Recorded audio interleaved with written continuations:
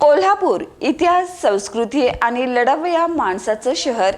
पण विकासाच्या बाबतीत एक प्रश्न कायम विचारला जातो, निधी आला का? आजपर्यंत उत्तर एकच होतं, आमदार खासदार निधी आणतील. पण अर्थसंकल्प 2026 सांगतो हा काळ संपलाय. आता निधी मागायचा नाही, तो कमवावा लागणार आहे. आतापर्यंत 10 लाख लोकसंख्येची अट होती. कोल्हापूर या रेषेच्या बाहेरच होता.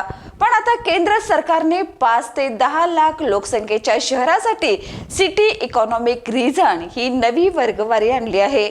याचा अर्थ स्पष्ट आहे, कोल्हापूर पहिल्यांदाच थेट राष्ट्रीय निधीच्या स्पर्धेत उतरलाय. पण ही संधी मोफत नाही.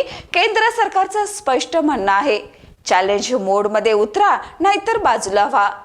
मालमत्ता कर 100%, डिजिटल कर वसुलीत ठोस वाढ, महापालिकेचं क्रेडिट रेटिंग, कचरा व सांडपाणी व्यवस्थापन, म्हणजेच कागदावर नाही, कामात दाखवावं लागणार आहे. आता प्रश्न पडतो, यात सामान्य कोल्हापूरकरांचा काय संबंध? उत्तर स्पष्ट आहे.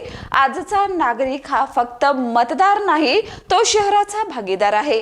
कर भरणं, कचरा वेगळा करणं, डिजिटल सेवा वापरणं, हे सगळं थेट निधीशी जोडले. कोल्हापूर फक्त महानगर नाही, ती सांस्कृतिक राजधानी आहे. शहर जेव्हा स्वतः कमवायला लागतं, तेव्हाच केंद्र सरकार गुंतवणूक करते.